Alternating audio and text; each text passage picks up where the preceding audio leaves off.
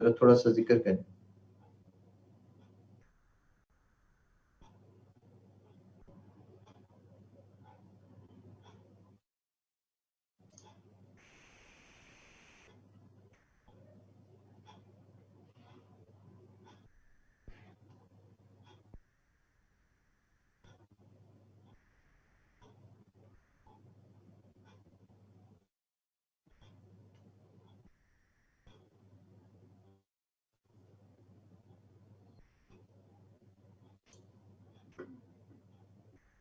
We did types of essays and discussed past papers, past paper, approach of selecting essay,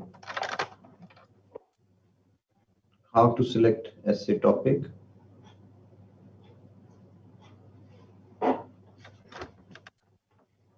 जी, और हमने किया था types of essays, past papers.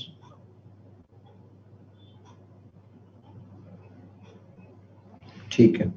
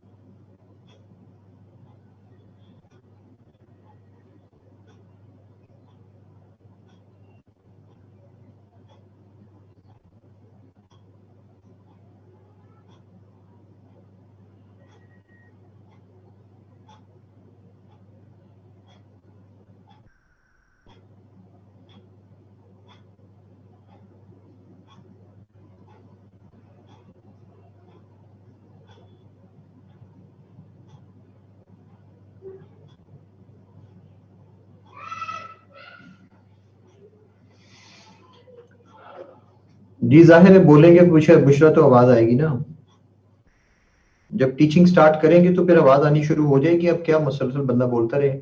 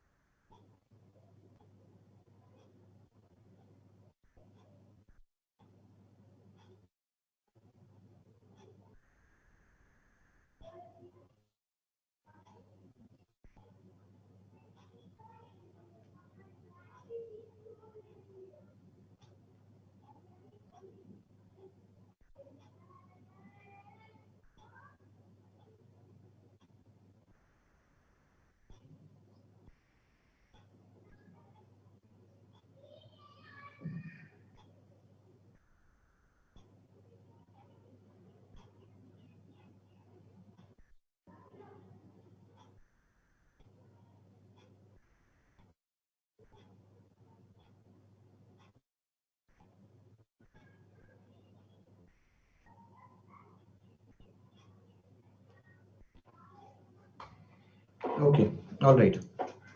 सो मैंने थोड़ा सा चेंज किया था इसकी निस्बत हमारा जो प्लान है स्टडी प्लान उसकी, because I wanted to emphasise a few other things,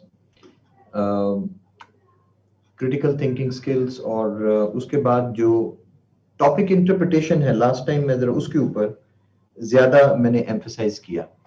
so today we are going to move on to number 3, गो के क्लास नंबर 4 है लेकिन लेक्चर नंबर 3 जो है वो चलेगा। अब जो ऐसे राइटिंग के अंदर सबसे इंपॉर्टेंट पार्ट जो माना जाता है वो उसकी प्लानिंग है। हमारे यहाँ अक्सर स्टूडेंट्स जो है वो नजर आते हैं कहते हुए कि जी सर जी ऐसे लिखी है, ऐसे दिखानी है, ये है वो है।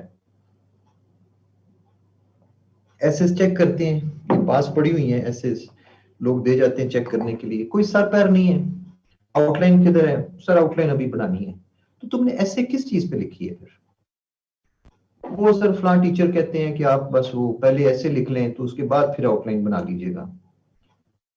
तो फिर यार उनको दिखाओ, फिर मुझे क्यों दिखाते हो? तो प्लानिंग नहीं है। ये जो इतनी थाउजेंड्स में जो फेलियर है, कुछ ना कुछ तो उसके रीजंस होंगी ना। ऐसे एक्चुअली प्लानिंग का ही नाम है। ऐसे दो चीजों का नाम है जो एफपीएससी एक्चुअली चेक कर रही होती है। नंबर वन, आपका प्लानिंग कैसी है। नंबर टू, आपकी टाइम मैनेजमेंट कैसी है। अब जो शख्स लिखता है, ऐसे लिखता है और उसे आखिर पूरी नहीं होती, आखिर में कंक्लूजन रह जाता है, दिस मीन्स कि उसने प्रैक्टिस नहीं की हुई। ये बंदा हमारे काम का नहीं है। वो ऐसे लिख रहा है और कोई प्लान नहीं उसके पास। जब लिख लेता है तो उसके बाद उसकी आउटलाइन लिख देता है। किसको बेवकूफ बना रहे हैं? दिस मीन्स अब जो चीज समझने वाली है आप लोगों की, बेसिकली वो ये है कि ये कोई एक यूनिवर्सिटी नहीं है जिसके नोट्स रट्टा लगा के तो टीचर के एग्जाम्स जो है वो पास कर लिए, आखिर में सर्टिफिकेट मिल गया। भाई ये एम्प्लॉयमेंट की सिचुएशन है। यहां पे ये एम्प्लॉयर है आपका, और एम्प्लॉयर को सर्टेन स्किल्स चाहिए। एम्प्लॉयर को ये जानना चाहिए, वो wants to know whether you are a good planner or not, whether you are a good time manager or not.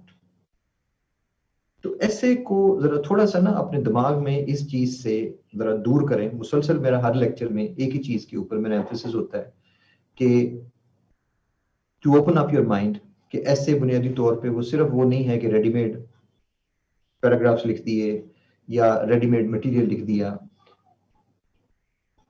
Planning एक इंपॉर्टेंट, उसका सबसे इंपॉर्टेंट एस्पेक्ट है। How do you plan to write an essay? critical thinking, critical thinking, and that is दो तरह की thinking इसके अंदर जो है वो इन्वॉल्व होती है।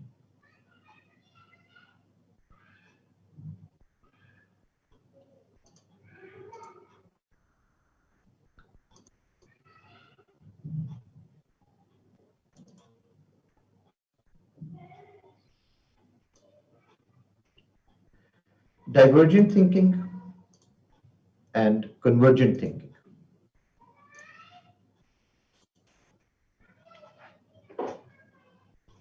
अब हम ब्रेनस्टॉर्मिंग, ऐसे प्लानिंग जो है उसके ऊपर हमने टॉपिक सिलेक्ट कर लिया है।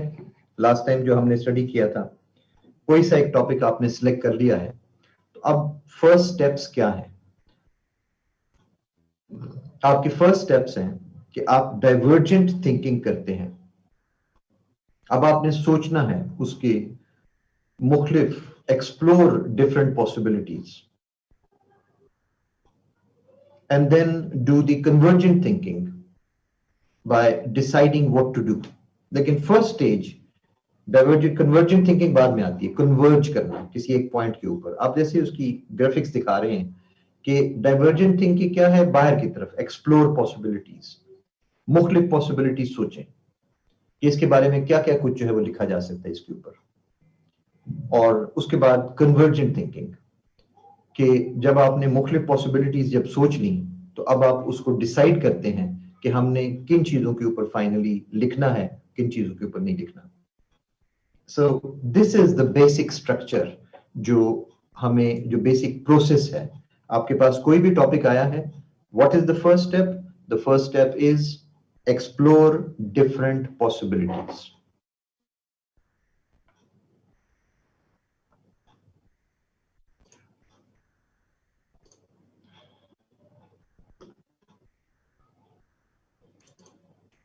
There are various steps for writing the essay. So I'm going to talk to you about steps of essay writing now.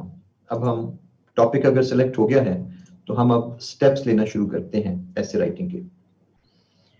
Your first step is brainstorming. Apply divergent thinking and come up with several possible points related to the topic. आप divergent thinking, आप जो है वो जैसे मैंने graphic में दिखाया है, and come up with several possible points. Collect a pool of ideas and points and do not arrange the points at this stage. हम फर्स्ट स्टेप जो है उसको करते हैं और उसके ऊपर जो है वो सबसे पहले तो हमें क्या चाहिए, टॉपिक चाहिए। अब हम स्टार्ट करते हैं इसको। टॉपिक हम ले लेते हैं कोई सा भी।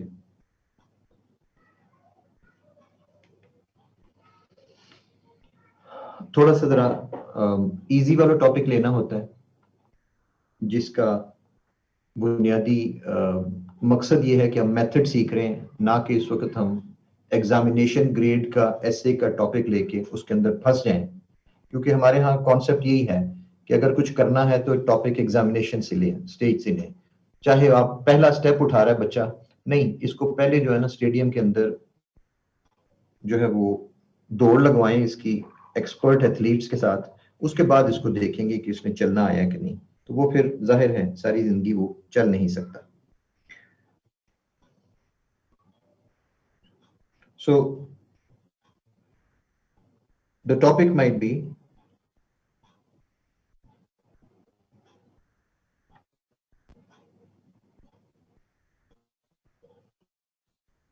uh, 2016 का एक टॉपिक था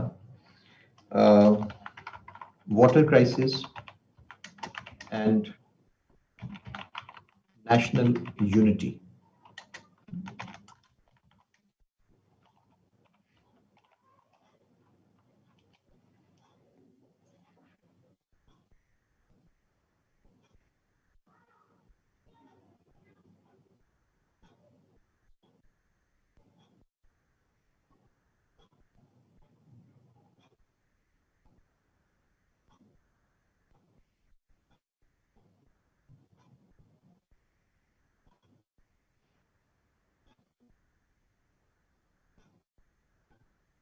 So let's do apply these steps on this.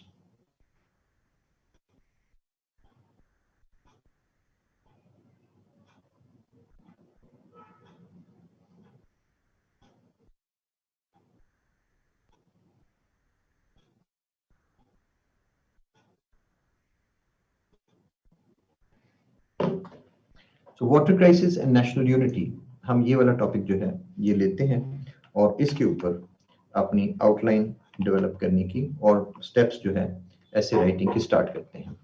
हमारा स्टेप 1 क्या है कि apply divergent thinking and come up with several possible points related to the topic. Collect a pool of ideas and do not arrange the points at this stage. इसके साथ मैं थोड़ा सा जरा स्टेप 2 जो है उसको भी ऐड कर लूंगा इसके साथ ही, ताकि दोनों स्टेप्स इकट्ठे हो जाएंगे। दूसरा स्टेप होता है टॉपिक सेगमेंटेशन। टॉपिक को सेगमेंटेशन जो है वो करें और टॉपिक मसलन break down the topic into different headings according to the keywords and their correlation to the main topic.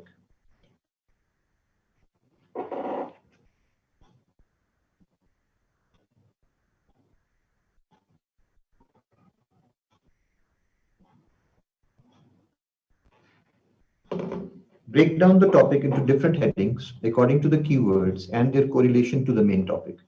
मसलन the issue based topics जो होते हैं they can be broken down into causes, effects and remedies. जैसे energy crisis in Pakistan अगर topic है तो ये इसको ब्रेक डाउन किया जा सकता है into causes, effects and remedies.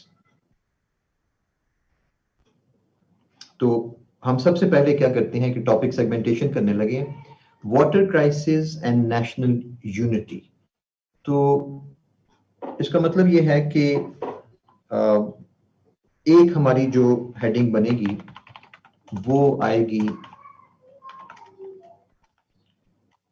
कि व्हाट इज वाटर क्राइसिस। पहली बात तो हमें वाटर क्राइसिस को डिफाइन करना पड़ेगा ना, और उसके बाद हेडिंग 2 हमें ये करना पड़ेगा कि नेशनल यूनिटी क्या चीज है, और हेडिंग 3 इसकी हमारी बनेगी कि हाउ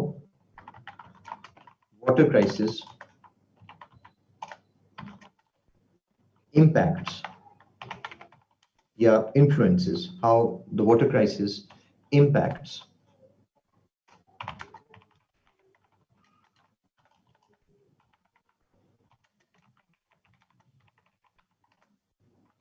ये हमारे मेन टॉपिक की हमने सेगमेंटेशन कैसे कि दो फैक्टर्स हैं देखें, एक फैक्टर वाटर क्राइसिस है और दूसरा फैक्टर नेशनल यूनिटी है। तो पहले हम दोनों फैक्टर्स जो हैं उनको डिफाइन कर लेते हैं, और उसके बाद how water crisis impacts national unity. क्या मतलब कि क्या कोरिलेशन है, correlation of the two factors in the topic. समझ आ रही है इस बात की कि वाटर क्राइसिस अगर एक फैक्टर है और नेशनल यूनिटी एक फैक्टर है, तो इन दोनों का आपस में कोरिलेशन क्या है।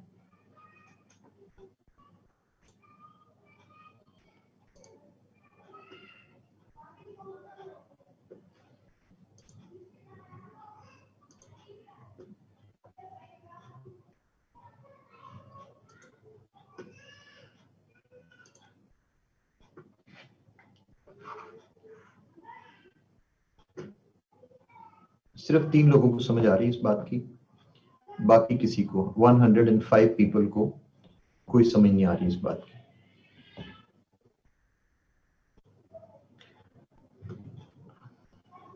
यू मे बी फॉलोइंग निकाशा, मुझे क्या इस चीज से, you may be following somebody else also, I don't know. मैं जरा सारी क्लास से मुखातिब हूँ, आप में से काफी सारे लोग जो हैं वो सिर्फ कानों में हेडफोन्स लगा के बस बैठे रहते हैं, मुझे ये चीज खासी इरिटेट करती है। अगर आप लोग बिजी हैं किसी कामकाज में और इस लेक्चर को आप पार्ट टाइम के तौर पे सुन रहे हैं, तो you are mistaken. This is one of the most important lectures पूरी ऐसे जितना कोर्स है, ये प्लानिंग है, इसकी कोई रिवीजन नहीं है। बाद में कल मुझे अपने पूछना है कि सर फलां चीज क्या है, फलां चीज, nobody is going to revise repeat. तो अगर तो आप किसी ऑफिस में हैं, ट्रैवलिंग कर रहे हैं, या किसी असाइनमेंट में कि या कोई शो देख रहे हैं मजे से, तो छोड़ दें उसको। Pay attention to this and pay attention to this because this is the crux. ये वो लेक्चर है जिसका लोग मेरे लेक्चर नंबर 3 का इंतजार करते हैं। ब्रेक डाउन करता हूं उसको ऐसे में, और एक ही लेक्चर के अंदर मैंने पूरा आपको सिखा जाना है सारे का सारा मेथड, ब्रेनस्टॉर्मिंग, लॉजिकल सीक्वेंसिंग, सारे का सारा चीज। अगर आप मिस कर जाते हैं, बावजूद ये कि आप बैठे हुए हैं, लेकिन अभी मुझे मैसेज आना है थोड़ी देर बाद, जब मैंने सवाल पूछना है तो मुझे मैसेज आना है, और सर मेरा कनेक्शन नहीं था ठीक, या ये हो गया था या वो हो गया था। तो काइंडली पे अटेंशन टू दिस एंड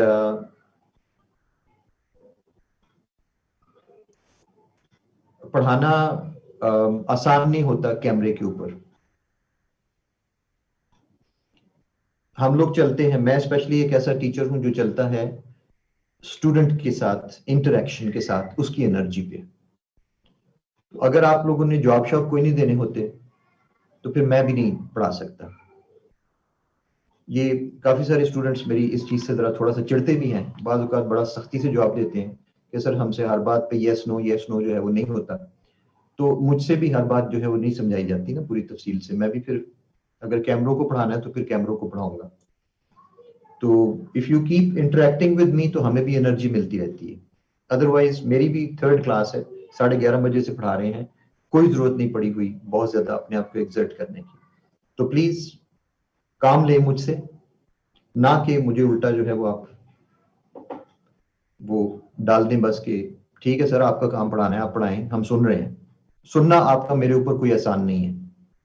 ठीक है, मुझे ये ना कहिएगा कि सर हम सुन रहे हैं, कोई आसान नहीं है, आप ना सुने बेशक। जी Nabeel Ahmad, other headings will be sub headings उसके बाद। नहीं, आप राइटिंग, अदनान मेमन, बेशक आप राइटिंग कर रहे हैं, मुझे इस चीज के साथ ताल्लुक नहीं, आप राइटिंग कर रहे हैं, जो मर्जी कर रहे हैं। Will intro and conclusion not be counting and image heading. Sadia, अभी हम पहुंचे कहाँ पे? अभी आउटलाइन तो नहीं लिख रहा ना मैंने तो अभी ब्रेनस्टॉर्मिंग स्टार्ट की है। So keep communicating, because once I lose attention, once I lose interest, तो फिर जाहिर है स्टूडेंट्स का नुकसान होता है उसमें। ओके, सो स्टेप्स में आपके पास जो पहली चीज आई वो ब्रेनस्टॉर्मिंग करनी है, लेकिन ब्रेनस्टॉर्मिंग के लिए हमने साथ उसके एक चीज ये भी शामिल कर ली है कि हम उसकी टॉपिक सेगमेंटेशंस करेंगे और दो हेडिंग्स में उसको, उसकी जो हेडिंग्स कैसे निकलती हैं? हेडिंग्स निकलती हैं उसके कीवर्ड से।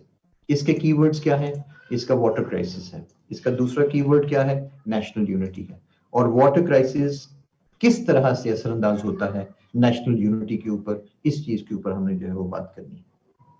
How water crisis impacts national, or correlation of the two factors in the topic.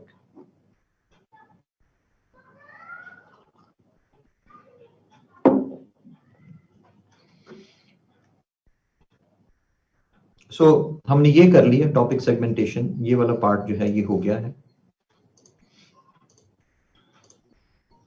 Now we should do the, जब ब्रेनस्टॉर्मिंग कर रहे हैं हमने पॉइंट्स कलेक्ट करने हैं, तो फिर पॉइंट्स जो हैं वो इसके मुताबिक, इन हेडिंग्स के मुताबिक ही हम कलेक्ट करते हैं। So what is water crisis? इसकी हम बेसिकली जो आएगा,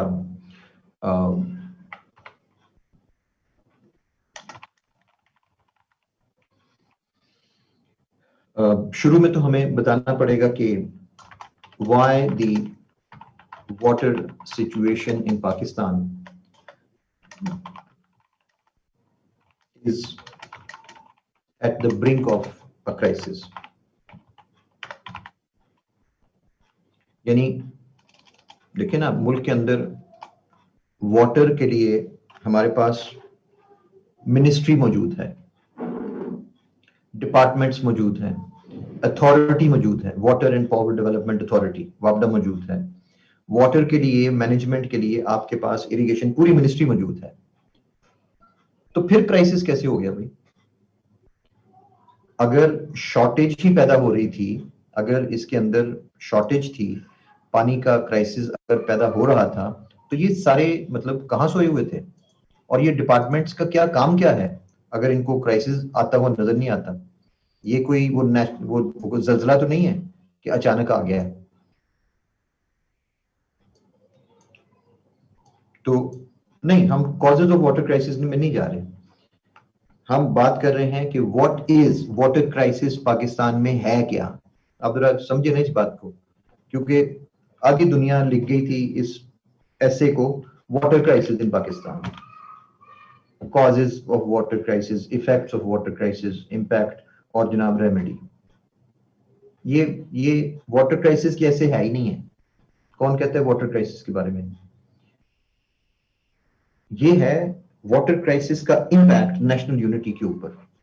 this is the, so focus करें और अपने आप को, यही जिस चीज को हम हमेशा कहते हैं ना कि आपने जो है वो नहीं करना, सिर्फ इसको देख के कि वाटर क्राइसिस का नाम आ गया है तो बस दौड़ पड़ते हैं लोग और वाटर क्राइसिस के ऊपर जो है वो लग पड़ते हैं, वो नहीं। तो व्हाई द वाटर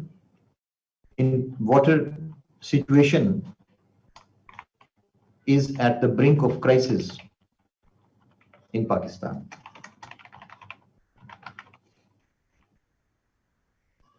और हमने बहुत ज्यादा पॉइंट्स इसके पास ऊपर नहीं बनाने, और नहीं मारिया, ये not only in Pakistan but all over the world, नहीं ऐसी बात नहीं है। ये हमें इस बात को रियलिस्टिकली लेना चाहिए। इंडिया के अंदर वाटर क्राइसिस नहीं है।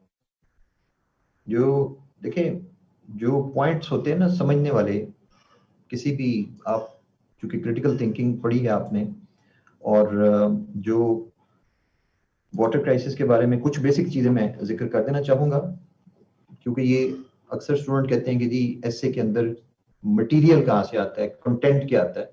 तो वो कंटेंट की बेसिकली होती बातें ही हैं, होते पॉइंट्स ही हैं, और उसको फिर आपने सब्सटेंशिएट जो है वो करना है।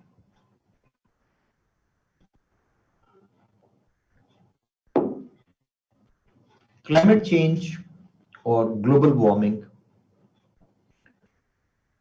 आपका जो एग्जामिनेशन है वो 2021 में है।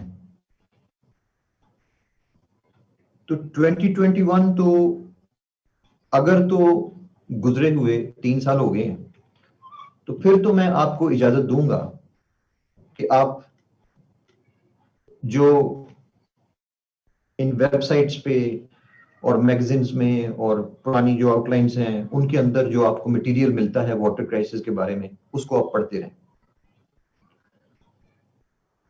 एक बहुत बड़ा मसला, जैसे लेक्चर 1 में आपको दिखाया था, रेलिवेंस का, वैलिडिटी एंड रिलायबिलिटी का, कि हमारे स्टूडेंट्स आउटडेटेड नॉलेज जो है वो देते हैं। वो ऐसे समझते हैं कि हमने 21 में नहीं एग्जाम देना, हमने 2018 में जाके देना है, वापस जाना है हमने 2 साल 3 साल, और वो पीछे मुड़ के वो पुरानी चीजें जो है उनके पीछे दौड़ते हैं। ये हमारी नेशनल हमारी एक आदत है, बहुत ज्यादा माजी को देखते रहना। एफपीएससी में ये अप्रोच खास तौर पे चेक की जाती है, इसके ऊपर खास तौर पे जोर दिया जाता है और चेक किया जाता है कि ये शख्स फॉरवर्ड लुकिंग है या कि बैकवर्ड लुकिंग है।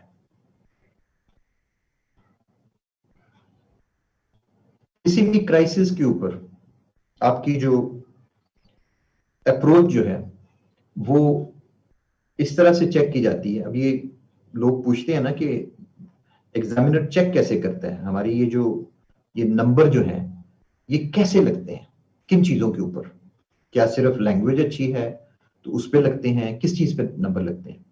तो वो मैं डिटेल से बता चुका हूं कि how CSS SA is marked. लेकिन जो एक और चीज जिसके ऊपर एग्जामिनर इस किस्म की एसए के अंदर जो डिपेंड करता है, वो कुछ डिफरेंट चीज है। Let me explain that also. आप अगर अपनी ये जो, मैं जब कहता हूं ना कि एग्जामिनर जो एसए है वो आपकी पर्सनैलिटी की अक्कासी करता है, तो वो किस तरह से पता, कैसे हमें कैसे पता चलता है। आपने फर्ज किया कि रेमेडीज दी हैं, और रेमेडीज में आप कहते हैं कि to build new dams.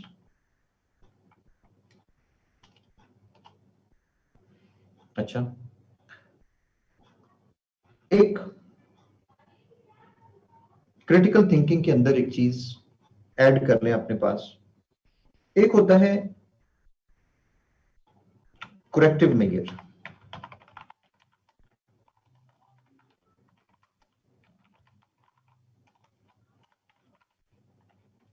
Corrective measure, और जो करेक्टिव मेजर है, और दूसरा है प्रिवेंटिव मेजर।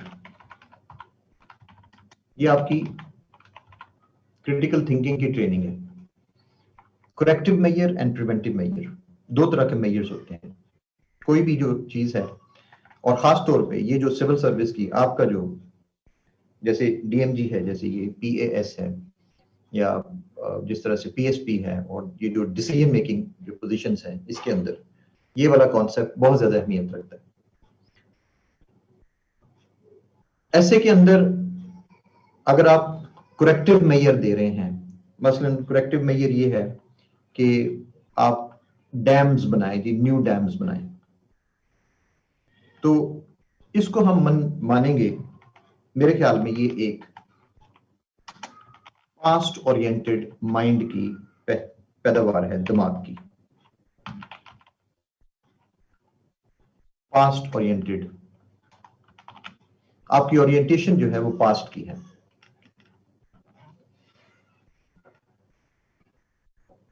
कैसे?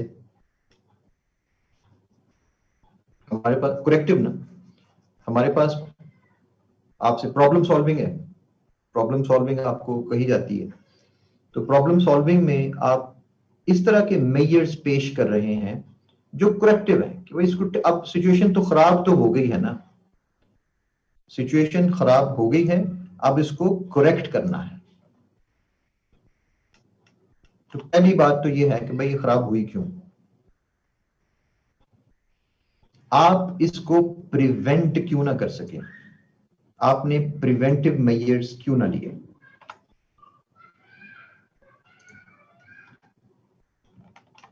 जो फ्यूचर ओरिएंटेड शख्स है वो प्रिवेंटिव मेजर लेता है।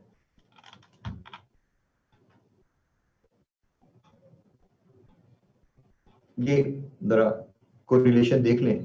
Corrective measure means past oriented, preventive measure means future oriented. किस तरह से? जो फ्यूचर ओरिएंटेड पर्सन है वो फॉरवर्ड प्लानिंग करेगा। इसको रिलेट करते हैं ग्लोबल वार्मिंग के साथ, क्लाइमेट चेंज, ग्लोबल वार्मिंग। हम अभी तक 2020 में अगस्त में हमारे स्टूडेंट्स अभी तक एक ही लकीर पीटते जा रहे हैं, वो जी ग्लोबल वार्मिंग, चेंज हो रहा है, climate change, glaciers are melting, the sea level, water level is rising, and the earth's surface temperature and ozone depletion, और ये हो रहा है। तो there is a dire need to stop this process of industrialization and pollution, and so that the global environment could be saved। यही approach है ना। हमारे ज्यादातर लोगों को तो बस इतना ही पता है ना ग्लोबल वार्मिंग के बारे में और क्लाइमेट चेंज के बारे में। ज्यादातर स्टूडेंट्स की ये अप्रोच है। ज्यादा से ज्यादा मैक्सिमम क्या होगा, आप उठाएंगे, दौड़ लगाएंगे, CSS फोरम तक जा पहुंचेंगे, आप दौड़ लगाएंगे, जाके सर्च करेंगे वाटर क्राइसिस इन पाकिस्तान, उसके ऊपर कोई आर्टिकल्स 2-4 लिखी होंगी जिसकी डेट भी नहीं पढ़नी स्टूडेंट्स ने। 2016 की एक द न्यूज की आर्टिकल है, वो पढ़ के लोग छलांगे लगाते हैं, वो ऐसे के अंदर लिखनी शुरू कर देते हैं। 2017 की न्यूज के अंदर, डॉन के अंदर आर्टिकल्स हैं, उनको पढ़ना शुरू कर देते हैं।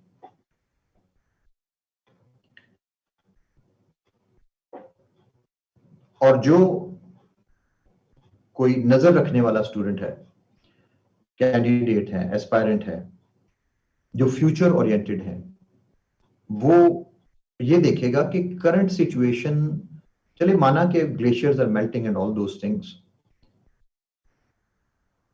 करंट सिचुएशन क्या है भाई। ये जो बातें थी ना, ये जो बच्चों वाली कि ग्लेशियर्स आर मेल्टिंग और ये बच्चों वाली बातें, वो हो चुका। अब डैमेज, जो एनवायरनमेंट है वो डैमेज नहीं हो रहा। Now the environment it has been damaged, अब डैमेज हो चुका। अब जो डिस्कोर्स है, जो चीज जो डिस्कस हो रही है बेसिकली वर्ल्ड फोरम्स में, वो ये नहीं है कि जी ये हो रहा है, नहीं, हो चुका है, हो तो रहा है, हम मानते हैं, but let's look at that 1/3 of the damage which has already been done. आपको कंप्लीट डोम के लिए अगर 100% चाहिए तो 35% तो ऑलरेडी हो भी चुका है। आंखें खोलें, हिमालयाज के जो ग्लेशियर्स हैं, हमारे ये जो बातू और पासू और ये सारे जो ग्लेशियर्स जिनके बारे में हम बड़ी पिक्चर्स वगैरह लेते हैं, ये है वो है सारा कुछ, it is very well known that about 37% of the Himalayan glaciers have already melted. हम अभी बातें कर रहे हैं, हमारे सियासतदान तो अभी भी ये बातें कर रहे हैं ना कि ये जो ग्लेशियर नजर आ रहे हैं कहते हैं कि ये पिघलेंगे, और हुजूर जो आपको नजर आ रहा है ना वो ऑलरेडी पिघल चुका है, ये तो आपको थोड़े से अब नजर आ रहे हैं, और अगले साल तक शायद ये भी नहीं नजर आएंगे, और उससे अगले साल तक शायद ये भी नजर नहीं आएंगे। जाएं जाके पिक्चर्स देखें, जाएं जाके सैटेलाइट्स की पिक्चर्स सारा कुछ कंपेयर करें, हो चुका है। आप कब आंखें खोलेंगे? सीएसएस का स्टूडेंट ये नहीं कहता कि जी होने वाला है, no, the global damage, environmental damage has already been done. अब मैं सिर्फ वाटर क्राइसिस की ऐसे की बात नहीं कर रहा, मैं ओवरऑल क्लाइमेट के ऊपर ऐसे के अंदर जो आपकी अप्रोच होनी चाहिए, सिर्फ एक ऐसे नहीं, मैं ये नहीं कह रहा कि क्लाइमेट ऐसे आ गई है तो उसके अंदर आपने ये पॉइंट्स लिखने हैं। This is an overall perspective जो आपको वेरियस एसेस के अंदर, करंट अफेयर्स के अंदर, पाकिस्तान अफेयर्स के अंदर काम आ सकते हैं। जो पॉइंट्स, ये इंपॉर्टेंट चीजें ये होती हैं। हिमालयस के ग्लेशियर्स जो हैं as of August 2020 37.2% have already melted, already melted। ये आपके पास दुनिया का 10.2% फ्रेश वाटर रिजर्वायर था पूरी दुनिया का। आपके पास आइस कहां पे है? एंटार्क्टिका में, आर्कटिक में, आइसलैंड में, कनाडा के ऊपर, और ये सारा, और ये आइस थी जो हमारे पास हिमालयस में थी, क्योंकि हाईएस्ट माउंटेन्स है, सो यहां पे आइस जो थी वो बहुत ज्यादा थी। ये दुनिया की 10% of the fresh water reservoirs थे, जिसमें से 1/3 इज ऑलरेडी गॉन। कहां गया? पाकिस्तान में क्या हमें इस चीज का कोई पता है? क्या हमने कोई इसकी प्लानिंग की? पानी आया ना, वो जो पिघले वो पानी कहां जाना था? वो पानी इसी इंडस में आना था ना, वो पानी इसी चिनाब, झेलम, सुतलज, ब्यास, इसी में आना था ना, झेलम में, रावी में। चलो ठीक है, इंडिया ने उसको तो ब्लॉक किया हुआ था, और उसने सुतलज में जाना था, गंगा में जाना था, और उसके बाद ब्रह्मपुत्र जो है उसमें जाना था। चाइना वाली साइड पे उसने यांगजी जो रिवर था उसके अंदर जो जाना था। पानी पिघल के इधर ही जाना है ना सारी जगहों पे। हमने उससे क्या फायदा उठाया उस सारी मेल्टिंग से? जब हमारे ग्लेशियर्स पिघल रहे थे तो हम मजे मजे से हाथ बांध के देख रहे थे, वो देखें जी ग्लेशियर, ग्लेशियर पहले यहाँ पे होता था, और इस साल जब हम आए हैं, पिछले साल जब हम गए थे नॉर्थन एरियाज में, तो यार यहाँ पे ग्लेशियर था और यहाँ पे स्नो थी, तो अब तो वो चले गए हुए ऊपर, 15-20 फुट ऊपर चले गए हुए। सर अगले साल आप आएंगे ना तो ये और चोटियों पे ऊपर पहुंच गए होंगे। पानी कहाँ गया यार सारा? किसी के पास कोई जवाब नहीं। उड़ गया जी, हवा बन के उड़ गया। हवा बन के तो नहीं उड़ता, आपके इसी इंडस में से गुजरा, आपके इसी झेलम चिनाब में से गुजरा, और आपके पास डैम्स नहीं थे, और इसी इंडस में से होके वो अरेबियन सी में चला गया। आपके सबसे बड़ा इशू पाकिस्तान का क्या है? पाकिस्तान का सबसे बड़ा इशू आपकी एग्जिस्टेंस नहीं है कि आपका पानी खत्म हो रहा है। आपका मसला सबसे बड़ा ये है कि इसके आर्मी चीफ के कितने दिन रह गए हैं इस जॉब के अंदर। आपका सबसे बड़ा मसला ये है कि इस जज ने ये पैसा जो 4 करोड़ बनाया है ये कैसे बनाया है। आपका सबसे बड़ा मसला ये है कि ये हुदैबिया पेपर मिल कहां से आई थी। पाकिस्तान का सबसे बड़ा मसला ये है कि ये जो शुगर मिल, जो शुगर गायब हो गई या वीट गायब हो गई, ये क्या किधर गया सारा कुछ। सबसे बड़े मसला, हमारा मसला पानी तो नहीं है। पानी नहीं होगा हम क्या करेंगे? अल्लाह अकबर करेंगे बस, और क्या है। बट सारी दुनिया हमारी तरह नहीं है। India was awake and it new and it scientists were calculating, they knew what is going on. Kashmir में जब पिछले 8 साल, 9 साल, 10 साल के अंदर 19 न्यू डैम्स बनाए गए, तो हम लोग भी हंसते थे, बाकी लोग भी हंसते थे कि यार पानी किधर है इतना। उन लोगों ने वो जो डैम बनाया है चनाब के ऊपर जो बगलीहार डैम जो है, तो उसकी इतनी हाइट है, इंडस वाटर ट्रीटी को वायलेट किया आपने, और उसकी इतनी हाइट, अब इतना पानी स्टोर, पानी आएगा कहां से जहां आप स्टोर करेंगे आप इसको? Where will the water come from? हमें यही लगता था, but not the Indian scientists. Downstream Ganges पे, Jamuna पे, Brahmaputra पे, India kept on building dams. It built as many as 43 new dams during the last 20 years. और opposition उसके अंदर जाके, पार्लियामेंट के अंदर तस्वीरें दिखा के, वीडियोस दिखा के हंसा करते थे कि देखिए मौजूदा गवर्नमेंट किस तरह से करोड़ों अरबों रुपया, इंडियन रुपीस जाया कर रही है, ऐसी जगह पे डैम बना रहे हैं जो पीछे सारा सहरा है जहां पे, and they used to show those pictures. India kept on building dams and they did not stop. आज उन डैम्स में पानी ठाठे मारते भरे हुए वो डैम्स, कहां से आया वो पानी? वो जो हिमालयन ग्लेशियर्स जिन्होंने पिघलना था, China was ready, even China was ready. China के 5 साल 7 साल पहले के मैप्स देखें तो उसके अंदर उसका सिंकियांग का जो सूबा है वो सारा डेजर्ट है, वो उसके अंदर ग्रीनरी नजर नहीं आती। आज देखें उसके अंदर ग्रीनरी की लाइंस नजर आती हैं। India, China was ready for that, all the countries were ready for that except for Pakistan, and India stored that water. अब इट हैज, वो पहाड़ों से आए, पिघल के आए, इंडिया यूज दैट अपॉर्चुनिटी। जो थ्रेट थी ना, हमारे नजदीक ग्लेशियर्स का पिघलना थ्रेट है, इंडिया ने उसको अपॉर्चुनिटी बनाया। Let's solve our water problem. कितना इंडिया के अंदर जो है वो वाटर की प्रॉब्लम है, कितने रीजन्स हैं, एरियाज हैं जहां पे वाटर की प्रॉब्लम, और कोई हमारे पास सोल्यूशन यूज कर। It kept on building dams and then it solve that problem, और वो डैम्स भरे गए और वो भरे जा रहे हैं। अब ग्लेशियर पिघलते हैं to the advantage of India, to the disadvantage of Pakistan. मेरे पॉइंट की समझ आ रही है अब आपको?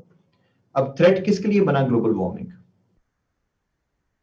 जो जो जो एक्चुअल थ्रेट है वो किसके लिए बना? वो उन कौम के लिए बना कि जो सोई हुई है, जिसने अपने नॉन इश्यूज को इश्यूज बनाया हुआ है। मुल्क में कोई शख्स नहीं है इन चीजों के ऊपर आवाज उठाने के लिए। कोई यूथ की ऑर्गेनाइजेशन, यूथ उठती है तो वो या अल्लाह करके, या अली करके, बस वो अपने नारे लगा के, अपने अल्लाह अकबर लिख के दोबारा घर जाके सो जाते हैं। यूथ किस लिए उठती है? किसी चीज के लिए नहीं उठती। जब इस मुल्क में पानी खत्म होगा, I would be gone. People of my generation will be 6 feet under the ground. It's not our problem, I think. But I am concerned because I have children of your age. So I am concerned that what will happen to them. But the people who actually have to be concerned about it is not me. It's about it's you. To explore the various aspects of what is actually happening around you. आपने कभी सोचा इस अंदाज से? नहीं सोचा कभी। नहीं, पाकिस्तान बैड गवर्नेंस, डॉक्टर सना, कोई नहीं, बैड गवर्नेंस कोई नहीं है। हम अवाम जो है बेहिस है। हमारे हम हैं पैसिव नेशन। टीवी लगा के मैं बिठा दो, टीवी लगा के बिठा दो, अल्लाह अल्लाह खैर सलाम, मोबाइल फोन दे दो, फोन करो, खाना मंगवा लो, यहां बैठ के खाओ, 4 घंटे 5 घंटे टीवी के सामने बैठे रहेंगे। Passive entertainment and all those things. India was ready for this.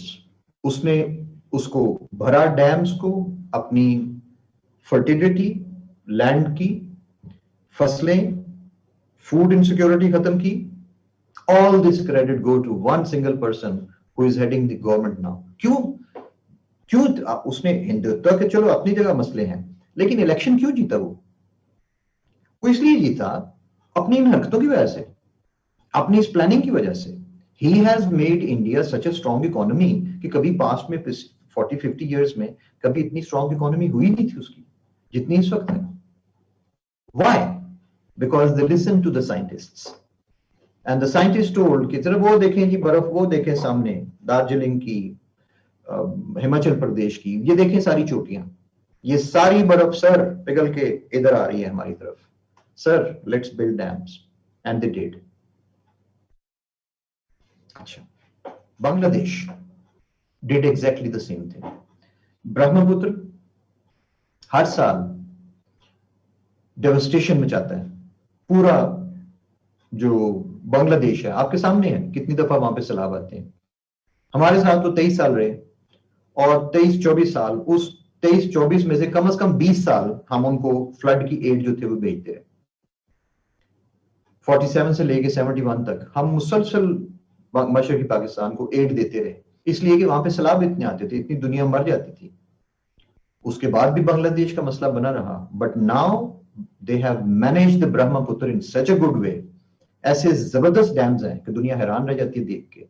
अब कोई सैलाब नहीं आते वहां पे, और अगर सैलाब आते भी हैं तो मैनेजेबल है, वो कैलकुलेटेड है। How come these things happen? मुझे इन चीजों का इसलिए पता होता है कि मैं चूंकि आईएएस को भी पढ़ाता हूँ, यूपीएससी को भी पढ़ाता हूँ, बांग्लादेश सिविल सर्विस के स्टूडेंट्स को भी पढ़ाता हूँ, सो मैं करंट होता हूँ इन कंट्रीज के बारे में, और सीएसएस को पढ़ाता हूँ तो मैं पाकिस्तान के बारे में भी करंट हूँ। So I can very easily draw a comparison between the young people of all these three nations. तो हम जो solutions देंगे, अब इंडिया की जो रेमेडीज आती हैं उनमें से कभी कोई लड़का कोई लड़की ये नहीं कहेगी कि जी वाटर क्राइसिस आ रहा है तो डैम बना लो। क्यों? अब मैं बात को वाइंड अप करता हूं, खत्म करता हूं इस सारे को।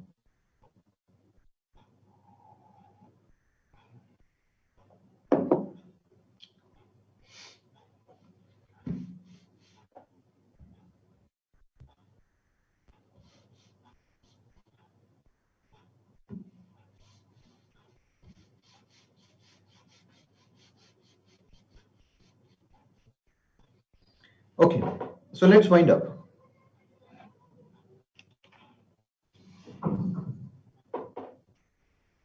मैं बात कर रहा हूं कि जो करेक्टिव मेजर्स वाले हैं वो लोग जो हैं वो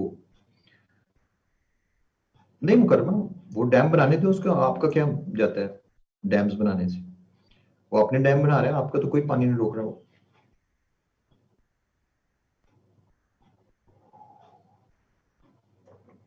आपने इंडस वाटर ट्रीटी पढ़ी है आप लोगों में से किसी ने भी? नहीं, वाटर लेवल कोई डिक्रीज नहीं हुआ। कौन कहता है वाटर लेवल डिक्रीज हुआ? इंडस वाटर ट्रीटी के अंदर ये चीज शामिल है, जब बनी थी, साइन हुई थी, कि Pakistan over the next 30 years within the 21st century, within the 20th century, Pakistan was supposed to, over the next 30 years, तबेला और मंगला तो बन गए, but over the next 30 years, Pakistan will develop its water storage capacity and reduce the water flow into the Arabian Sea by about 70%. ये agreement था, हमने भी sign किया, उन्होंने भी साइन किया, वर्ल्ड बैंक ने साइन किया, सबने साइन किया। और अगले 30 साल के अंदर हमने डैम्स, अपनी वाटर स्टोरेज कैपेसिटी बढ़ानी थी, और हमने पानी को, जो हमें इंडिया से पानी आ रहा था, उस पानी को अरेबियन सी में, मेरी बात सुन ले जरा नबील अहमद, अगर आप लिखते रहेंगे अपने पास ही तो फिर मेरी बात तो नहीं सुन रहे ना आप।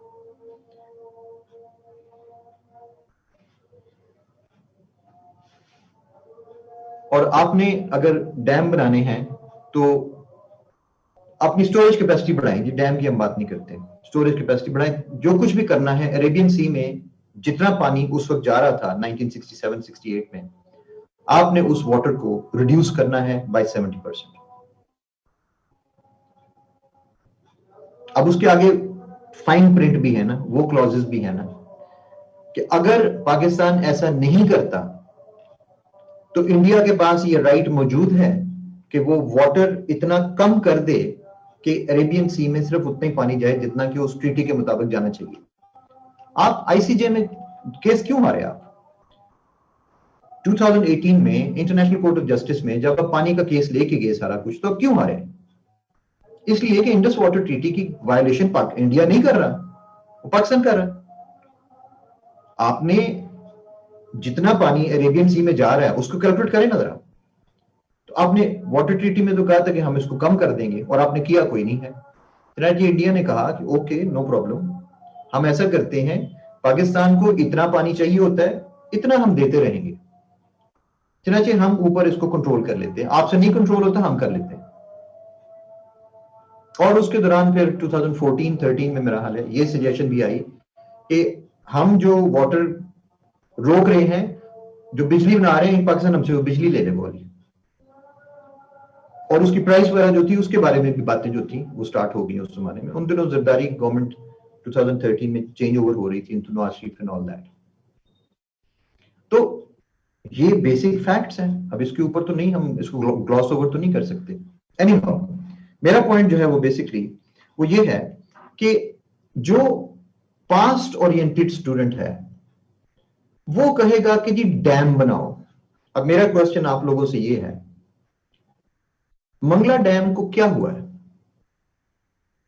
तरबेला डैम को क्या हुआ है, टेक्निकली मेरे साथ बात करें। क्या आप दोबारा उसी तरह की गलती करना पसंद फरमाएंगे?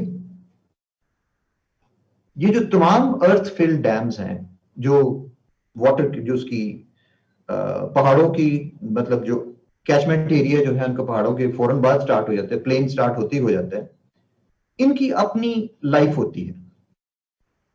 हर वो मुल्क जहां डैम्स पाए जाते हैं बहुत ज्यादा, उनकी स्कूलों के सिलेबस के अंदर ये चीजें होती हैं, उनके बच्चे बच्चे को पता है।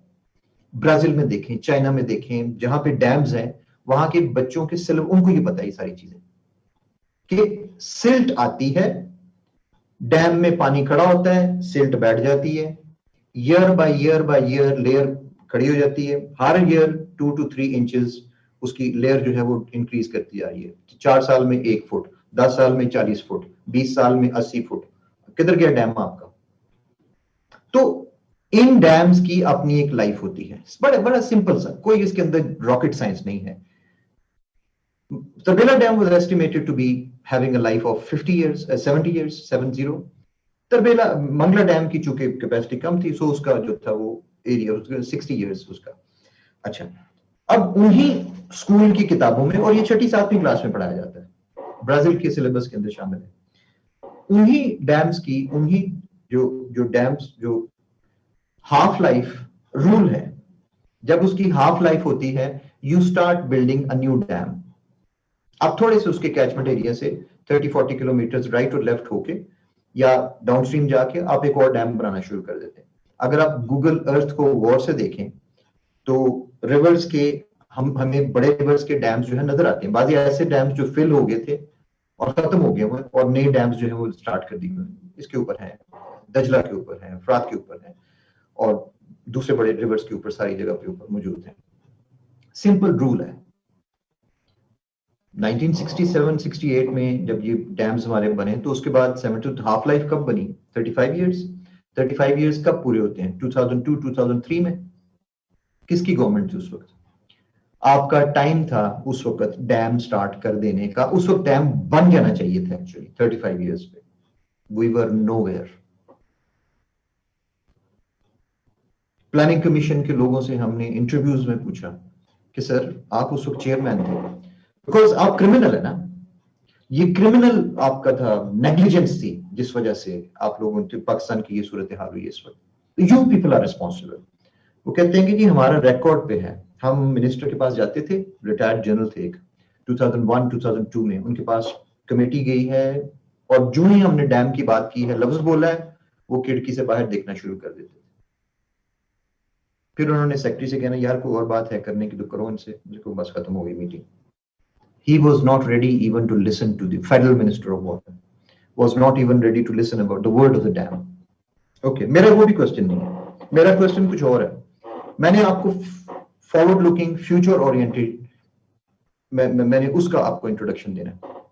My point is that past oriented शख्स क्या कहेगा? एक और डैम बनाएं जनाब। क्या एक गलती से आपने नहीं सीखा? आपने डैम्स बनाए पहले, उन डैम्स का क्या असर हुआ? Do you want to make another such dam? शुक्र है कि कालाबाग डैम नहीं बना। It would have been another white elephant, जिसका हमें हमेशा डर, क्योंकि वजह क्या, उसको पे कौन कर रहा है? उसके लिए, उन डैम्स के लिए हम पे कर रहे हैं ना। कौन पे कर रहा है? हम पे कर रहे हैं। और एक गलत डैम बना के आपने फिर एक ऐसे एरिया में जहां पे फिर उसने फिल हो जाना था, और कालाबाग केबीटी जो है उसका 55 ईयर्स है उसकी लाइफ जो, नॉट इवन 70 ईयर्स, 55 ईयर्स। उसकी तो हाफ लाइफ इंजीनियर्स की जो प्लानिंग करनी थी उसके अंदर ही 25 ईयर्स में आ जानी थी उसकी।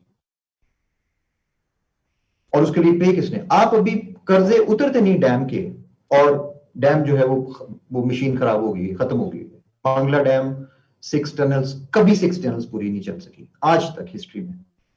5 4 मैक्सिमम 4 चलती हैं, 5 चलती हैं, 6 एक दफा चली थी, 3 घंटे के लिए क्रैक हो गए थे बस। ऑलवेज 4 5 3 बस वो चल रहे हैं, फुल कैपेसिटी पे कभी वो डैम चले नहीं। Do you want to make another such mistake? ये पास्ट ओरिएंटेड बंदा ये कहेगा। ये है क्रिटिकल थिंकिंग।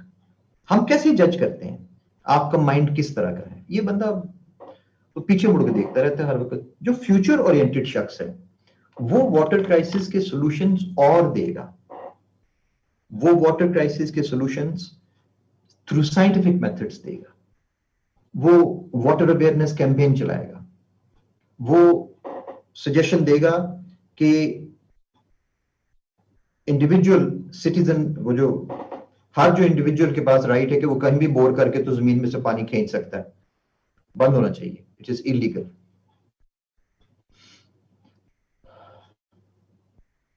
इसलिए कि आप अकेला लाहौर सिटी इतना ज्यादा वाटर सक कर रहा है जमीन में से कि बाकी आसपास के छोटे शहरों के लिए तो पानी नहीं रहा। 1.5 करोड़ की आबादी वहां पे, कितनी मोटरें चलती हैं रोजाना, लाखों की तादाद में। वो अकेला इतना पानी सक कर जाता है ग्राउंड में से कि आसपास की जो जो सिटीज हैं, वो शेखुपुरा और ये कसूर और ये कामों की मुरीद के और ये सारे, ये तो इनके लिए तो पानी नहीं बचता जमीन के अंदर। ये बेसिक, मैं साइंटिफिक, मैं साइंटिस्ट नहीं हूं, लेकिन ये कॉमन सेंस की चीजें हैं। तो फ्यूचर ओरिएंटेड बंदा वाटर प्रेजर्वेशन, वाटर कंजर्वेशन के ऊपर पॉइंट्स देगा। वो प्रिवेंटिव मेजर्स देगा।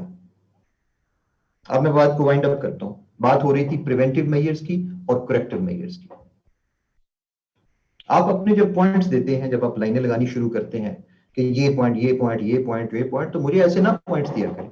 मैंने अभी पढ़े हैं आपके पॉइंट्स, जिससे मुझे ये आइडिया आना शुरू हुआ है कि यार इन लोगों को ये समझाएं कि काका फ्यूचर ओरिएंटेड बात करोगे तो पास्ट होगे।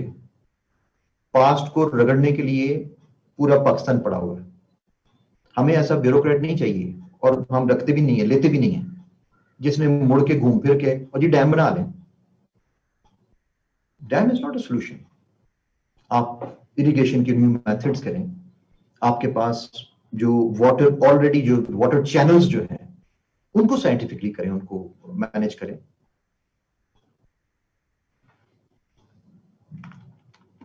हरियाणा में बात हो रही थी वाटर लेवल डाउन होने की। 14 कैनाल्स गुजरती हैं उसके अंदर से।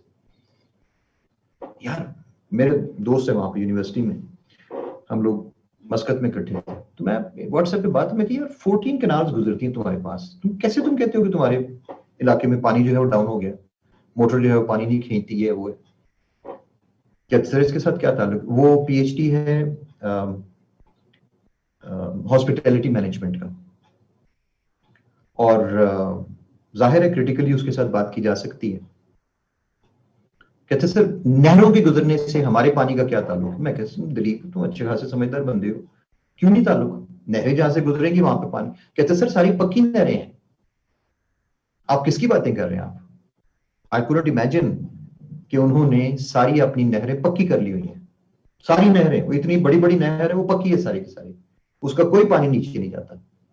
आपकी देखिए कितनी क्या हाल है, नहरों का क्या हाल है। सो फ्यूचर ओरिएंटेड पर्सन ये कहेगा कि ये जो मेरे पास एक गिलास पानी है, अब मैं देखूं कि मैंने इसको कैसे बचाना है। पास्ट ओरिएंटेड बंदा कहेगा जी एक और ग्लास रखो, इसके अंदर और पानी भरो। अब बात समझ आ रही है आपको सारी? पूरी मैं किस चीज के ऊपर जो है उस वक्त से बात कर रहा हूं।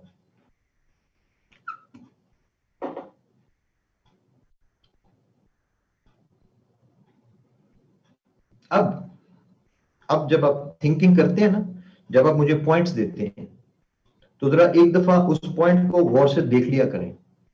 M I giving a corrective measure और am I giving a preventive measure?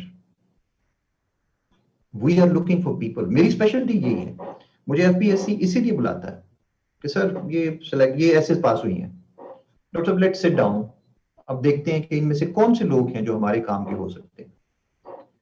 We go into these things. मेरा ये काम नहीं है कि मैं बैठ के गलतियां चेक करूंगा कि इसने एस लगाया कि डी लगाया कि एम लगाया कि पी लगाया। No, not like that. This is what you are dealing with. This is FPSC. It's a future oriented organisation. उसने ऐसे लोग देखने होते हैं जिन्होंने पाकिस्तान का मुस्तकबिल चलाना है, माजी नहीं चलाना। इसलिए आपको अपने आपका जो भी कंटेंट है, जो भी आपके पास मटेरियल है, काइंडली, जब मैंने आपको पढ़ा दिया पहले लेक्चर में क्वालिटेटिव एनालिसिस, वैलिडिटी, रिलायबिलिटी, तो फिर उसका क्या मतलब था? उसका ये मतलब था एक्चुअली,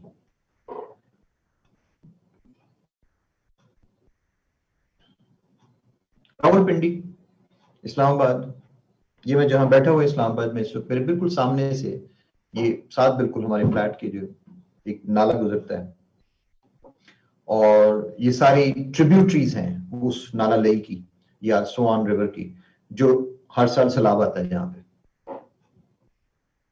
ये हर साल आधी पिंडी डूबती है, हर साल नाला लई तबाही मचाता है। क्या यार, सारी जिंदगी हम सुनते रहे हैं, हम इतने बेवकूफ हैं? कहां जाते हैं हमारे सिटी के बजट्स, कहां जाते हैं? हम क्यों नहीं इसको, ये क्यों नहीं सॉल्व कर सके? मलेशिया, कोलालमपुर, मैं एक दफा देख रहा था तो स्मार्ट टनल का कॉन्सेप्ट आया उसके अंदर। I was there in those days, map के अंदर। तो मैं स्मार्ट टनल में, यार बड़ी जबरदस्त। स्मार्ट टनल का आइडिया ये है कि जहां पे सैलाब, जहां से पानी इकट्ठा होता है, तो टनल इस तरह होगी, इतनी बड़ी है टनल है कि उसके ऊपर ट्रैफिक गुजरती है, 3 मंजिला, 3 स्टोरी। उसके ऊपर ट्रैफिक है जाने वाली, उसके दरमियान में ट्रैफिक है आने वाली, और उसके नीचे वाला जो हिस्सा है वहां से पानी गुजरता है। तो ये टनल है 34 किलोमीटर की, जो चलेगी और समुद्र तक पहुंचेगी। I was surprise to see this plan, wonderful plan.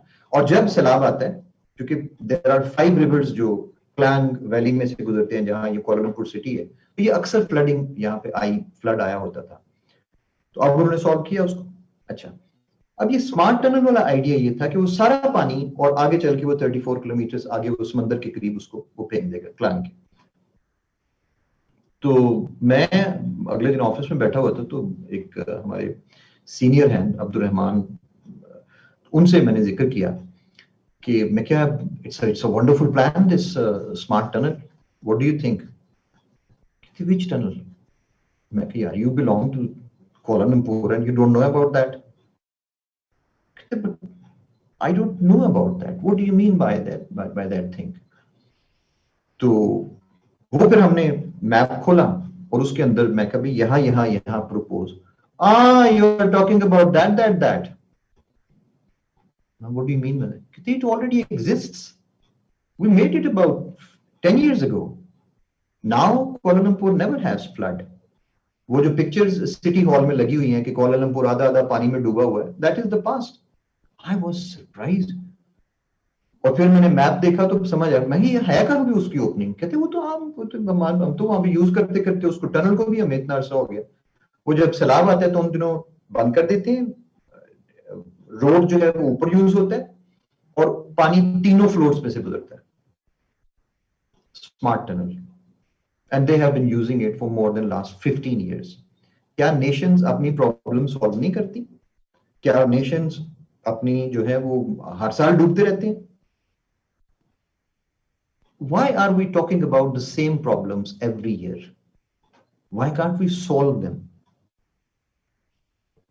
तो ठीक है, आप मुझे कह सकते हैं बड़ी आसानी से कि जनाब ये जो है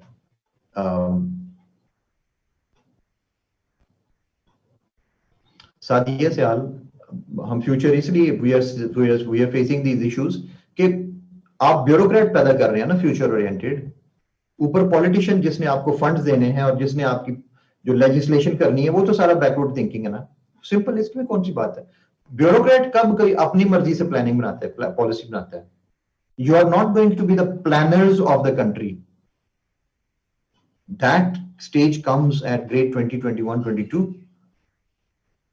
सो लेकिन अपनी कम से कम हमें ये तो पता होना चाहिए ना कि जब आप छोटी मोटी जो आप किसी सिटी को मैनेज कर रहे हैं, असिस्टेंट कमिश्नर है, डिप्टी कमिश्नर है, सिटी को मैनेज कर रहे हैं, तो आप सिटी के मैनेजमेंट के अंदर आप अपने फंड्स जो हैं उनको आप किस ओरिएंटेशन के साथ यूज करेंगे, करेक्टिव मेजर और प्रिवेंटिव मेजर। आप अप्रैल मई में वो जो नाले हैं जिसके अंदर से बरसाती पानी गुजरता है, मई में उसकी सफाई स्टार्ट कर देते हैं। पता है ना, सावन भादो को पहली दफा तो नहीं आया, इस रीजन में हजारों सालों से आ रहा है, पता है ना। तो फिर आपको पता है पानी भी आना है, तो फिर करें ना उसकी सफाई मई में करें ना सारी, ताकि जून जुलाई में जब पानी आए तो वो सफाई से गुजर जाए। नहीं, हम जब पानी आएगा, जब सारा बंद हो जाएगा, जब सैलाब आ जाएगा, फिर हम क्रेन लेके आएंगे और फिर वो जहां जहां से ब्लॉक हुआ है वहां से उठाएंगे। This is corrective measure. Preventive measure is to do it in May. Same goes for everything. Economic crisis in Pakistan, water crisis, governance crisis, all these things. Democracy, strengthening the roots of democracy in Pakistan. I was surprised to see, मुझे उन सारी essays में जो इस topic के ऊपर लिखी गई थी, मुझे एक भी ढंग का पॉइंट नजर ना आया। Strengthening the roots of democracy in Pakistan. हर जगह डेमोक्रेसी इंस्टीट्यूशन को ये कर दें, डेमोक्रेसी को वो कर दें। यार कब आप छोड़ेंगे वेबसाइट से कॉपी नकल मारनी, कब छोड़ेंगे? क्यों नहीं आप अपने दिमाग से क्यों नहीं सोचते? यकीन करो क्लास, जिस दिन नहीं, जिस वक्त, और आप कर भी सकते हैं, सिर्फ एक चीज का मसला है आपका, कॉन्फिडेंस का। मैं कहीं गलत ना कर जाऊं। लेट मी टेल यू, जहां से आप देख रहे हैं ना वो गलत पड़ा हुआ है। जो आप सोचेंगे वो सही होगा। समझ आती है इस बात की? आपको बड़ी अजीब बात लगेगी ये वाली।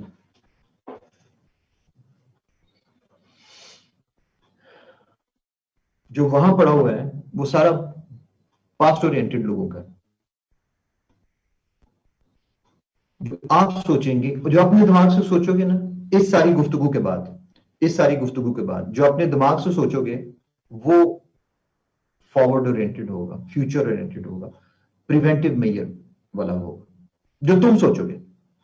और अगर नहीं सोचना, यार सादिया सयाल, एक तो मैं तुम्हारा ये ठीक कर दूं, एग्जामिनर्स थॉट क्या होती है अभी?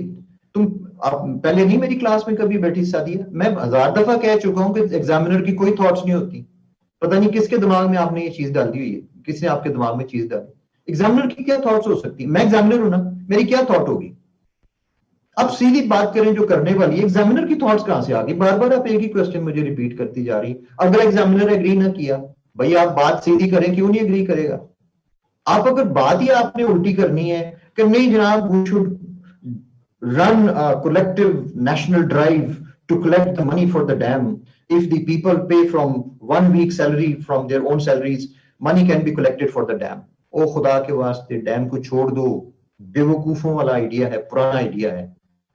आपके डैम्स दुनिया की सबसे बड़ी जो फॉल्ट लाइंस हैं उनके ऊपर लाई करते हैं। इनकी औकात क्या है?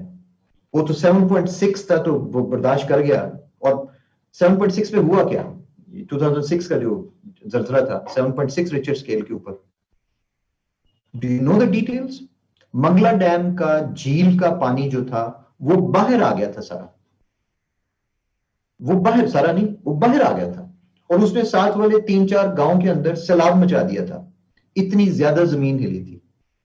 फ्यूचर में आपको उतना बड़ा जलजला आता है तो ये स्टैंड करेगा आपका मंगला डैम या तरबेला डैम? आप एक और डैम बना रहे हैं, एक और डैम बना रहे हैं।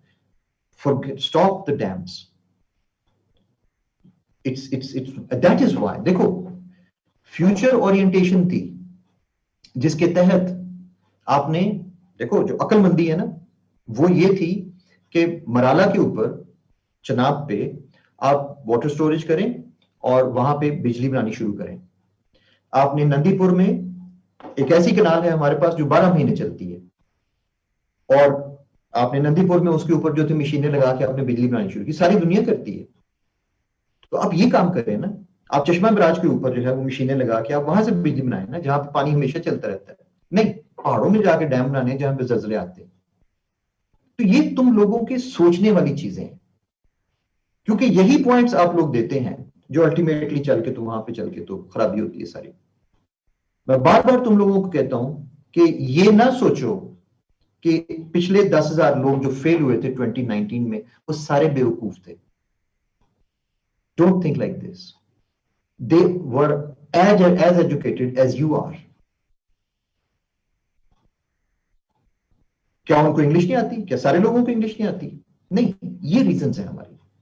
मैंने आपको पहले दिन बताया था, being an examiner I have seen people failing and I have analysed why they fail. They fail because of these reasons. हम ब्रेनस्टॉर्मिंग करते हैं, ब्रेनस्टॉर्मिंग करके क्या निकालते हैं? ब्रेनस्टॉर्मिंग करके वो पॉइंट्स निकालते हैं कि जो हमारे पास पुरानी जो चीजें हैं, सारा कुछ।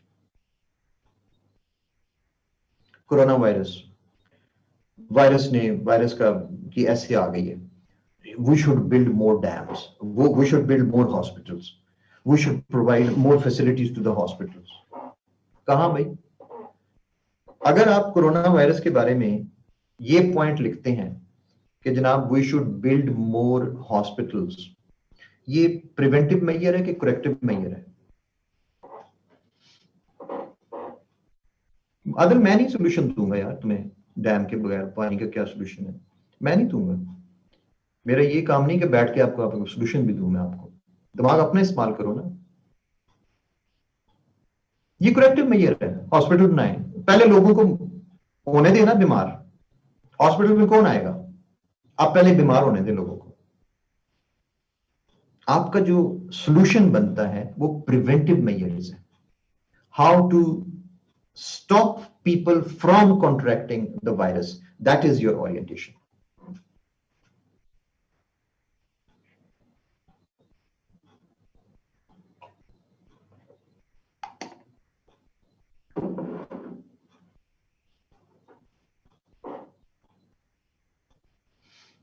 अदनान मेहमान निकलो यार डैम में से थोड़ी देर के लिए ना। फर्ज किया मैं तुम्हारे ऊपर पाबंदी लगा देता हूँ। हम लोग ये करते हैं साइकोलॉजिकल, जब ये करते हैं ना सीएसएस का, तो उसके अंदर पाबंदी लगा देते हैं कि आपने इस आइडिया का जिक्र नहीं करना। बिजली पाकिस्तान के अंदर बिजली पैदा करनी है तो आप, अच्छा चलें, अब हमने हाइडल पावर का जिक्र नहीं करना है। हाइडल पावर तो हमारी तो बिजली बनती वहां से नहीं, हमने जिक्र करना, बस बंद है। बस सोचिए, फिर लोग निकलते हैं, फिर वो विंड पावर आती है, फिर सोलर पावर आती है, फिर वो जो वेव्स एनर्जी जो है वो आती है, बेशुमार तरीके। इसलिए ये आप मुझे अब पूछ रहे हैं कि जी, अब मुझे पूछ रहे हैं कि सर अगर डैम नहीं बनेगा तो कैसे मसला हल होगा? अगर मैंने आपको बताना है तो मेरी तो ऑलरेडी ओरिएंटेशन जो है फ्यूचर की वो ठीक है, तो फिर आपने क्या सीखा? तो don't ask me the solutions बेटा, solutions try to find yourself. मुझे आप पूछेंगे मैं दे दूंगा आपको, 25 पॉइंट्स दे दूंगा। क्या करोगे? नोट कर लोगे? क्या करोगे उसका? लेकिन उस 25 पॉइंट तक ही रहोगे ना। But if you start thinking yourself, if you start, मुझसे ये सीख जाओ कि फ्यूचर ओरिएंटेड थिंकिंग क्या होती है, कैसे होती है, तो ये तुम्हारा लाइफ लॉन्ग एसेट है।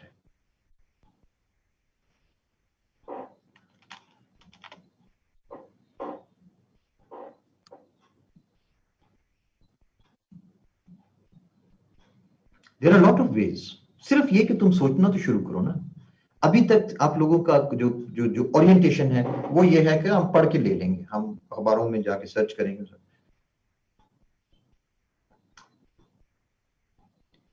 ब्रेनस्टॉर्मिंग वो होती है, अब अक्सर लोग, मैं ब्रेनस्टॉर्मिंग जब करवाता हूँ लोगों से, आउटलाइन लिखो, तो अगले दिन जब आउटलाइन मिलती है, 2 दिनों बाद आउटलाइन मिलती है, तो साफ पता चलता है ये सारा गूगल किया है, गूगल किया है, गूगल किया है। अभी भी मैं करूंगा, आप गूगल करके मुझे पॉइंट्स देने शुरू कर देंगे।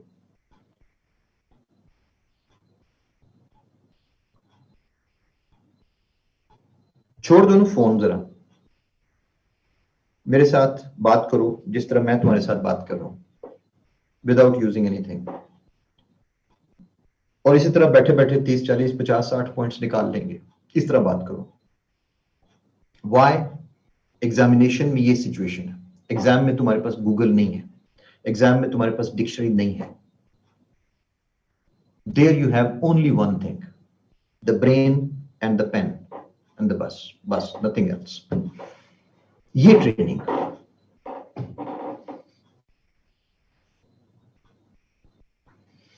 Yes Ruba, you are right.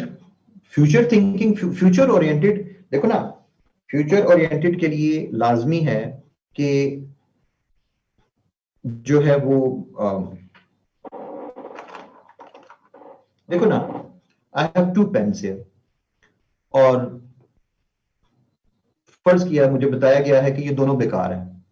Suppose I am told that both of them don't have an ink, okay, और मेरे सामने एक पेन पड़ा हुआ है जिसके अंदर इंक मौजूद है। Now I want to use it, तो मुझे सबसे पहले क्या करना पड़ेगा?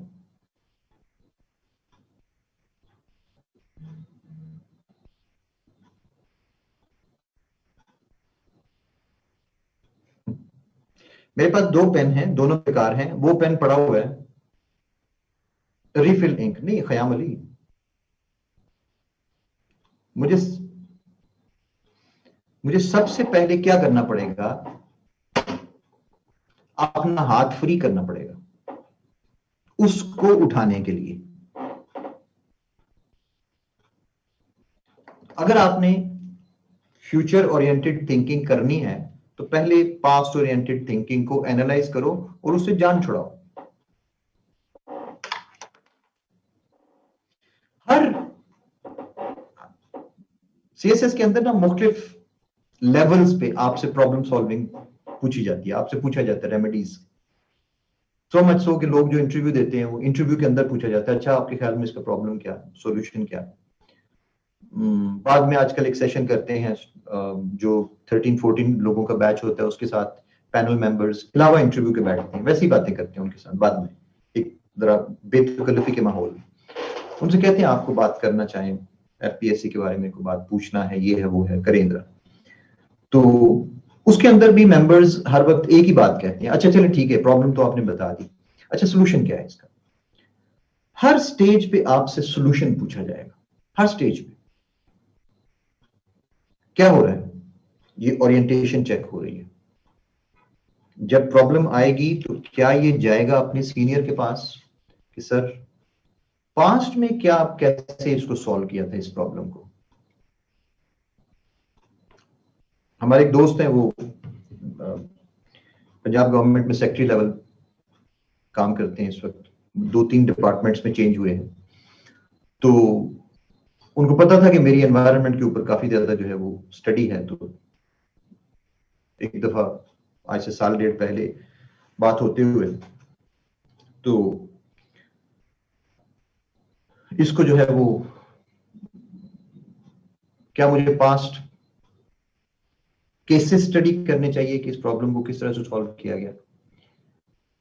मैं क्या मोहतरम, अगर आपने पास्ट केसेस ही सॉल्व करने थे तो आपको सेक्रेटरी क्यों बनाया गया था? वो किसी सुपरिटेंडेंट को उठा के बैठा देते, सुपरिटेंडेंट पुरानी फाइलें निकालता, उसमें से सोल्यूशन निकाल के उसकी समरी बना के तो मिनिस्टर को दे देता, बात खत्म। आप किस लिए बनाए गए थे? फिर उसको समझ आई कि my job is to present a new plan, not to show that previous plans were good and all that, या उनके अंदर क्या फॉल्ट थी, या उनके अंदर हम ये जो, इसीलिए आपने महसूस किया होगा कि मैं आपके साथ अक्सर पास्ट पेपर्स के बारे में बात करते हुए थोड़ी सी मेरे अंदर एक डिसलाइक सी होती है। I don't like to discuss past papers. Sometimes मैं बकायदा कह भी देता हूँ यार पास्ट पेपर्स को खुदा का वास्ते छोड़ दो, लीव देम। क्यों भाई? वो हो चुके हैं, वो चले हुए कारतूस हैं। सीएसएस के एसेस जो हैं, टॉपिक्स जो हैं, वो टाइम ओरिएंटेड होते हैं। वो पास पेपर में क्या, कल मुझे एक बंदा उठा के ले आया मेरे पास एक outline the place of Urdu in Pakistan and the Supreme Court's decision to implement it as national language in Pakistan. Sir इसके ऊपर मैंने आउटलाइन बनाई. मैं कहा खुदाया यार ये 2016 में मसला था, नहीं सर दोबारा आ सकता है. कैसे दोबारा आ सकता है? तुम सीएसएस के स्टूडेंट हो कि तुम क्लर्क हो किसी कचहरी के अंदर जिसके अंदर लॉ एक ही रोज को रगड़ते हो. सो ये है मसला. अगर आपने ब्रेनस्टॉर्मिंग करनी है तो फिर आपके पास फ्यूचर की वो होने चाहिए, आइडियाज होने चाहिए, इस तरह से नहीं. ये जो आपको स्पेशली प्रॉब्लम पेश आएगी, मैं आपको ये बता दूं, ये कोई इतना आपको सिंपल नहीं है ये प्रोसेस. आपको स्पेशली प्रॉब्लम पेश आएगी ये करने में. उसकी रीजन ये है कि हम एज अ नेशन पीछे मुड़ के देखना हमारी आदत है. फैमिलीज में, socially, individually, politically, economically, nationally, religiously. We used to be great. 1960s, Pakistan was a superpower. It was looked up to. Muslim world इसकी तरफ देखती थी. ये एग्जाम्पल था. 70s, 1974, second OIC meeting in Lahore, Organization of Islamic Countries. Pakistan was a superpower among और जिस वक्त ये सारा स्टार्ट किया गया है एटम बॉम्ब का सिलसिला और सारा कुछ जो था, तो we like to look back at that. We used to be a big country. We used to have East Pakistan also. ये हमारा नेशनल कैरेक्टर है. रिलीजन भी सपोर्ट करता है इस चीज को पीछे मुड़ के देखना. लेकिन वो मैं एक छोटा सा एक लाइन एक दफा कहीं सुनी, देखा, एक अच्छा पोस्टर था मोटिवेशन का. Don't look back. That's not where you are going. बस डोंट लुक बैक. पीछे मुड़ के देख. That's not where you are going. अब कहां जा रहे हैं? अब सामने जा रहे हैं ना, तो फिर सामने देखो ना. That's where it is. बस बंद करूंगा, ब्रेक करते हैं.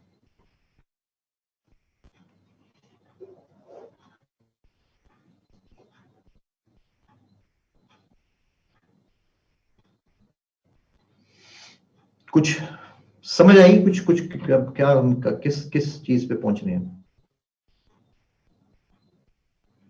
आप मुझे दोबारा याद कराएंगे ना ब्रेक टाइम, तो मैं ब्रेक नहीं दूंगा. लास्ट टाइम भी बात हुई थी और बड़ी तफसील से आपको समझाया भी गया था कि इंटरप्ट नहीं करते. तुम्हें ब्रेक चाहिए तुम चले जाओ, नमाज पढ़नी है चले जाओ, किसने मना किया?